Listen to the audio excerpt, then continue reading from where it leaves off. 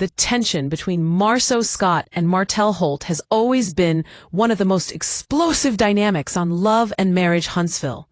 What started as a close brotherhood built on business, laughter, and shared goals has now turned into a deep rivalry filled with resentment, accusations, and bruised egos. Watching their journey unfold, it's clear that these two men once respected each other. But over the years, pride, betrayal, and hidden truths have torn them apart. What we see today is not just a simple disagreement between friends. It's the complete breakdown of a bond that once seemed unshakable. From the very beginning, Marsau and Martell carried themselves as two ambitious men with big visions. They built together, worked side by side, and supported each other's dreams. They shared business ventures and family dinners, and their wives, Tisha and Melody, were close at one point. But as the seasons went on, the tension became undeniable. The more Martell's personal life fell apart, the more he began to look around and point fingers. And Marsau, never one to hold his tongue, made sure Martell knew exactly what he thought of him. Their conversation in this latest compilation shows exactly how far things have fallen. It begins with what seems like a casual interaction, a handshake, a greeting, polite smiles, but underneath the surface, you can feel the hostility. They both pretend to be calm, but you can sense years of built-up frustration just waiting to explode. The moment they start talking, the tone shifts completely. It becomes less about reconciliation and more about confrontation. Martell accuses Marsau of being fake, of gossiping behind his back, and of not being a true friend. Marsau fires back with his own version of events, claiming Martell is the one who's been dishonest, manipulative, and reckless with his words. It all starts when Marsau mentions that a mutual friend told him Martell wasn't happy with him. Marsau is confused. He says he thought everything was fine, but Martell insists otherwise. He reminds Marsau of past moments that still bother him, like the infamous 47 acres situation. That issue has haunted their friendship for years. Martell accuses Marsau of pretending everything was okay when it wasn't. He claims Marsau's been spreading false narratives, talking behind his back, and acting like he's better than everyone else. Marsau, calm but clearly irritated, responds that he's never said anything about Martell that wasn't true, and that whatever he did say, he said it to his face. That's the thing about Marsau. He prides himself on being blunt, but sometimes that bluntness crosses into arrogance. He reminds Martell that he's always spoken truthfully, and if Martell can't handle it, that's his problem. The energy in the room shifts as both men stop pretending to be civil. The respect that once existed between them is gone. As the conversation gets more intense, Martell begins to talk about loyalty. He says that a man might lie to his wife to protect his home, but lying to a friend is a whole different kind of betrayal. That line stings, because it reveals how deeply Martell feels that Marsau let him down. But Marsau, never missing a beat, pushes back. He reminds Martell that he's defended him countless times, even when Martell's own scandals made it hard to do so. Marsau claims that he stood by Martell when no one else would, but Martell doesn't believe it. He feels like Marsau kicked him while he was down, using his lowest moments as ammunition to make himself look better. When Martell brings up the issue of cheating, that's when things really start to heat up. Martell accuses Marsau of acting holier than thou, as if he hasn't done the same things Martell's been accused of. Marsau looks genuinely offended. He denies ever cheating, and when Martell insists, Marsau challenges him to name proof. What follows is a tense back and forth of accusations, deflections, and pride. It's clear that Martell wants Marsau to admit he's not perfect, while Marsau refuses to give Martell that satisfaction. Later, when other cast members hear about the argument, the divide between the two men becomes even more obvious. Everyone can see that the friendship between Marsau and Martell is broken. What used to be brotherly teasing has turned into real hatred. Their mutual friends try to mediate, suggesting that they just need to talk things out, but it's easier said than done. Both men are stubborn, and neither wants to appear weak. Even when they meet at the gym later, the tension is so thick that it's uncomfortable to watch. Marsau, ever composed, tries to keep things civil. Martell, on the other hand, wears his emotions on his sleeve. He admits that he's tired of the fake smiles and the two-faced behavior. Marsau acts confused, but Martell doesn't buy it. He says that if Marsau truly considered him a friend, he wouldn't have talked about his marriage or spread rumors. To Martell, Marsau represents hypocrisy, someone who pretends to be a stand-up guy but enjoys talking about other people's mess. As the scene goes on, it becomes clear that both men see the world very differently. Marsau believes in hierarchy and pride. He feels that Martell hasn't earned the right to challenge him or question him. He says that men should stay in their place, implying that Martell's behavior has been out of line. But Martell isn't having it. He feels that Marsau uses his confidence to bully others, to make himself look superior. To him, Marsau hides behind smooth talk and business success while doing the same dirt he judges everyone else for.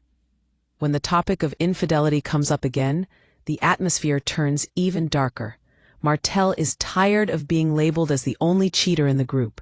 He calls out Marsau and Maurice, saying that they've done the same things but just haven't been exposed. He accuses them of hypocrisy, of judging him for what they've done behind closed doors.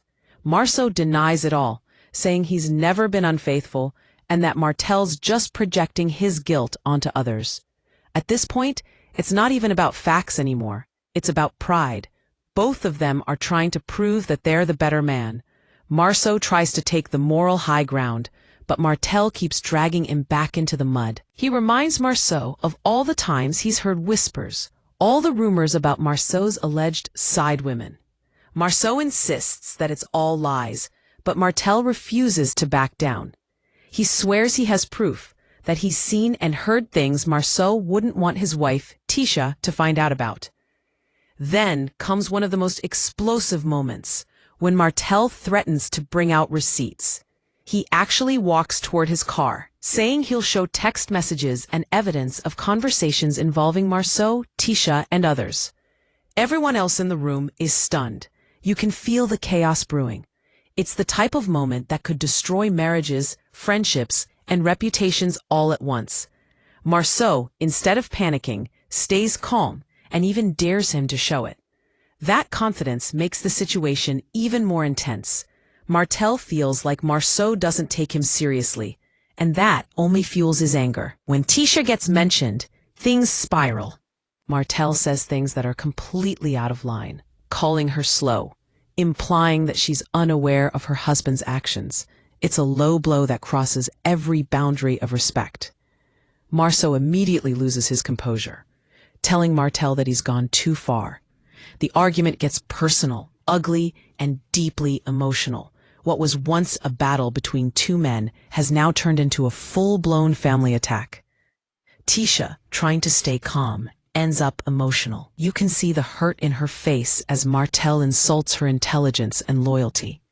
Even though she tries to keep her composure, it's clear that the words sting. Marsau, in his anger, declares that he's lost all respect for Martell. And Martell, just as stubborn, says the same thing back. At that point, there's no turning back. The brotherhood is officially over.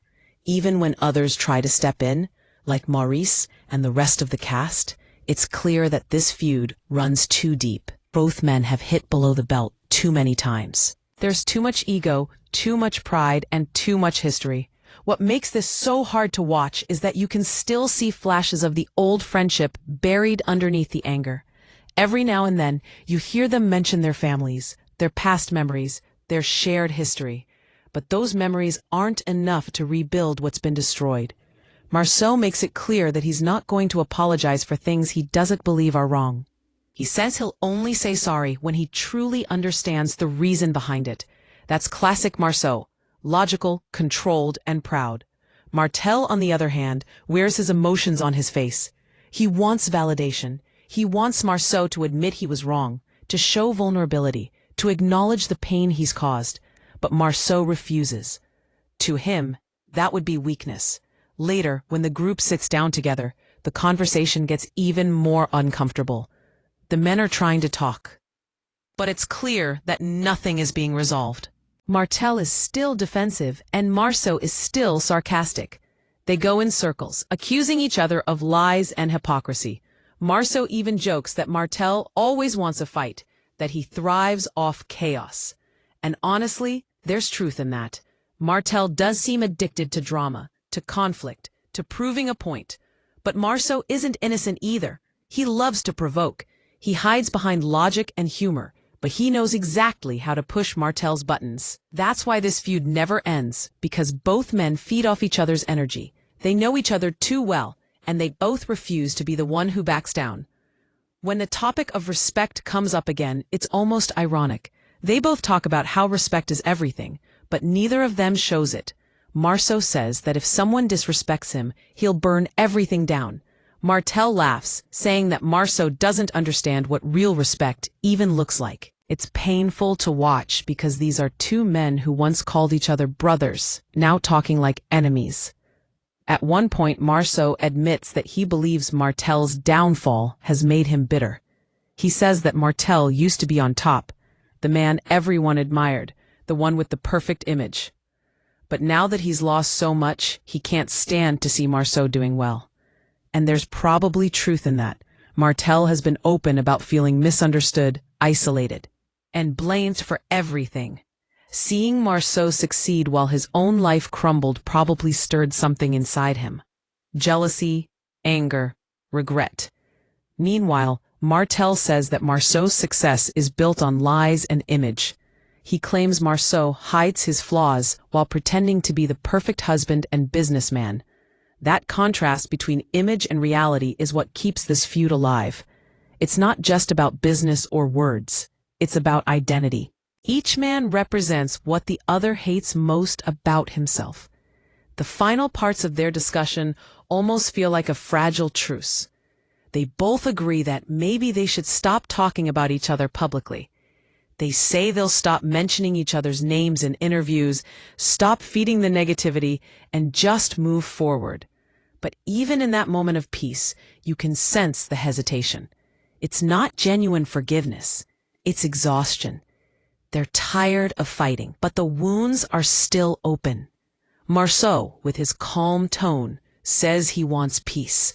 Martell agrees, but the doubt in his voice says it all. He doesn't really trust Marsau, and Marsau doesn't trust him either. They shake hands, they make promises, but everyone watching knows it won't last. Because deep down, both men are still holding on to pride.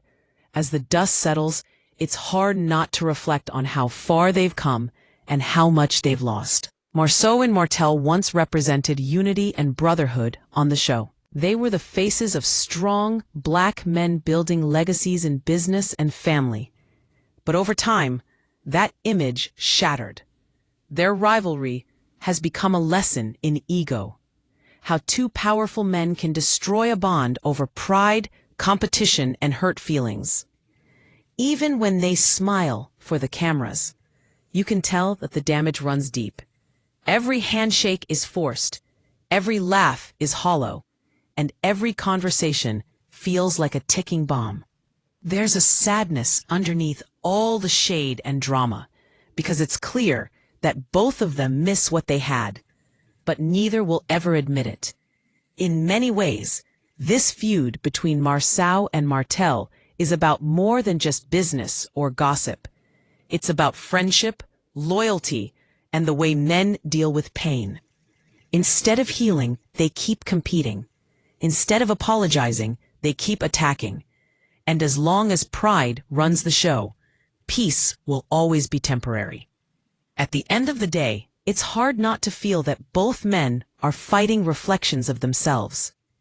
Martell sees in Marsau the version of himself he used to be, respected, stable, admired. Marsau sees in Martell the version of himself he's afraid to become, exposed, emotional, and broken. And until they face that truth, the cycle will continue. For now, they may have called a truce. They may have promised to stop talking about each other. But love and marriage Huntsville has taught us one thing: Nothing stays quiet for long. In Huntsville, secrets always come out, pride always returns, and every peace ends with another storm. Marsau and Martell might have been brothers once, but now they're rivals who can't seem to let go. Their story is one of friendship turned to fire, a reminder that sometimes the people closest to you can hurt you the most. And as the cameras roll and the next season unfolds, we'll see whether these two men can ever truly find peace, or if pride will keep them at war forever.